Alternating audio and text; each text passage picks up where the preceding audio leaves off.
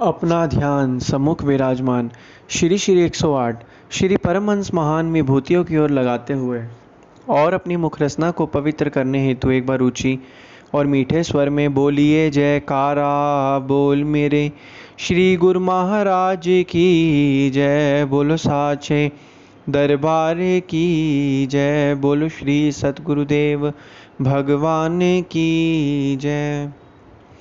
गुरुमुखों, महापुरुष इस धराधाम पर आते हैं और हमेशा हमें सच की राह दिखाते हैं और हमें बतलाते हैं कि इस दुनिया में सच चीज़ क्या है और झूठ चीज़ क्या है। और मनुष्य जो है झूठ चीज़ को एकत्रित करके सच की तलाश कर रहा है, जो कि भ्रम में जीवन जी रहा है। महापुरुष हमें हमेशा सच की राह दिखाते हैं और यह भी हमें कहते हैं कि हमेशा सच की राह पर चलो। इसी प्रकार एक बार की बात है, हमारे हृदय सम्राट, हमारे दिलों के शहंशाह श्री श्री 108 श्री सद्गुरुदेव दाता दयाल जी महाराज जी, श्री पंचम पातशाही महाराज जी एक बार किसी भगत की फैक्ट्री में गए और उस भगत ने श्री चरणों में विनय की थी, प्रभु जी कृपया करके मेरी फैक्ट्री में आप पधारिए। तो श्री गुरु महाराज जी जब उसकी फैक्ट्री में गए, फैक्ट्री का पूरा निरीक्षण किया। श्री गुरु महाराज जी ने सारी की सारी उसकी फैक्ट्री को देखा। फैक्ट्री को देखने के बाद जब श्री गुरु महाराज जी उस भगत के ऑफिस में आकर बैठे, तो भगत जी भी वो साथ में ही थे। तो जैसे श्री गुरु महाराज जी बैठे, वहाँ पर एक दीवार पर एक चित्र लगा हुआ था। उस चित्र में एक आदमी की तस्वीर थी और उसमें दिखाया गया था कि एक आदमी बिजनेस के जो चरण होते हैं उसमें किस तरीके से बिजनेस के जो चरण हैं वो दिखाए गए थे, स्टेजेस दिखाए गए थे। उसमें चित्र में ऐसे दर्शाया गया था कि बिज़नेस के जो शुरू के चरण होते हैं बहुत ही आसान होते हैं।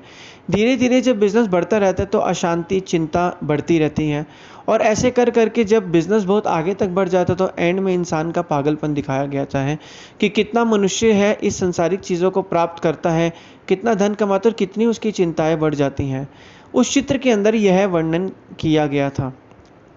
इसी प्रकार जब यह वर्णन उस चित्र के अंदर किया गया था, जब उस भगत ने ऐसे ऐसे बताया, इस चित्र के बारे में देखा और श्री गुरु महाराज जी को बताया, तो उस समय श्री गुरु महाराज जी ने कहा कि जैसे इस चित्र के अंदर हमने देखा कि इस मनुष्य जब भी कोई कार्य करता है तो कार्य में हमेशा आगे बढ़ता जाता है। जितनी संसारिक चीज़ों को, श्री गुरु महाराज जी ने प्रवचन फरमाए, मनुष्य जितनी संसारिक चीज़ों को एकत्रित करता है उतना उसे और दुख भोगना पड़ता है, उतना उसके मन के अंदर अशांति आती रहती है और शांति समाप्त होती जाती है।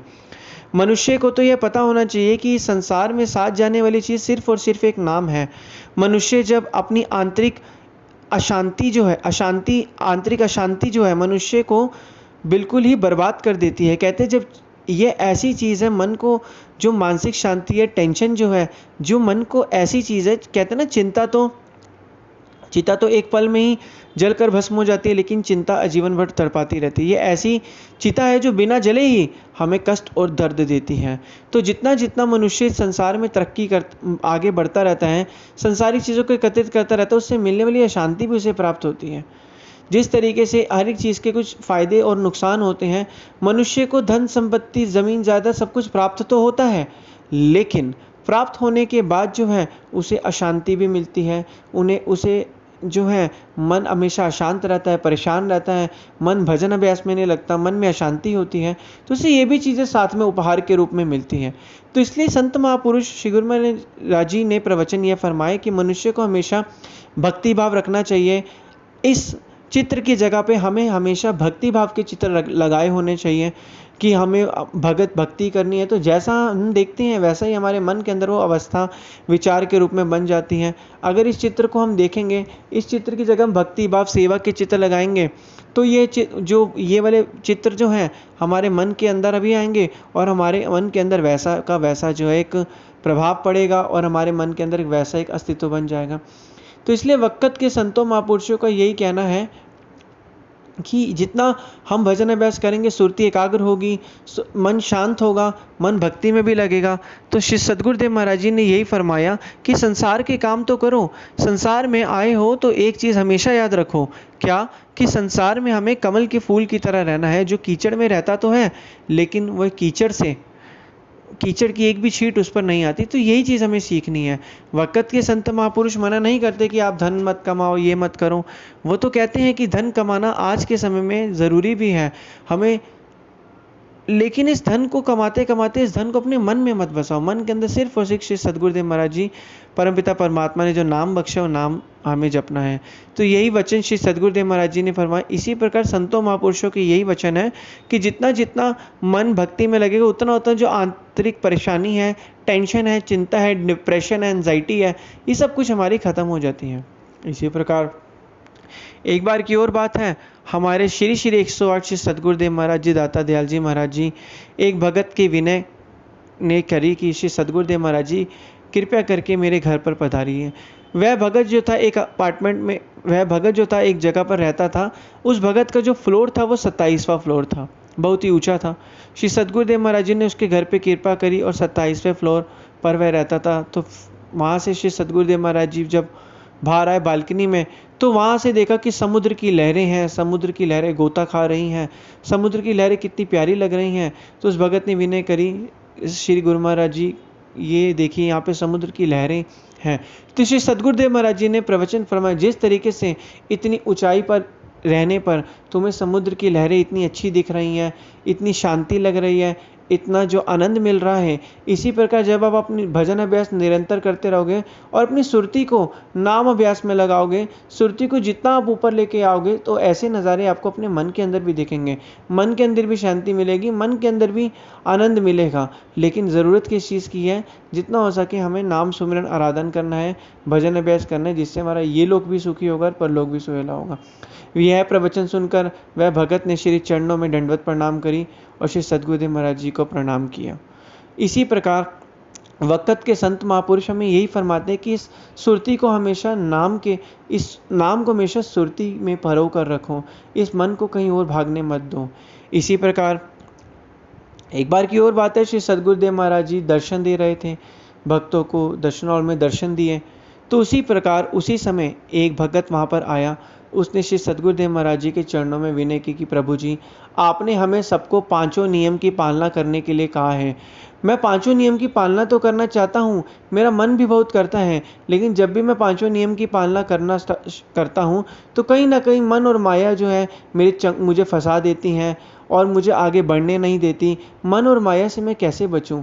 कृपया करके मुझे समझाइए, कृपया करके मुझे मार्गदर्शन दीजिए। श्री सद्गुरुदेव महाराज जी ने कहा, जिस तरीके से एक बुलेट प्रूफ जैकेट जब कोई व्यक्ति पहनता है तो उस पर गोली का असर नहीं होता, इसी प्रकार नाम सुमिरन आराधन भी एक बुलेट प्रूफ जैकेट के समान है। जब आप नाम सुमिरन आराधन करोगे तो काल और माया आपका कुछ भी नहीं बिगाड़ पाएंगे। ये हमेशा आपसे 100 कोसों दूर रहेंगे, ये आपका कुछ नहीं बिगाड़ पाएंगे।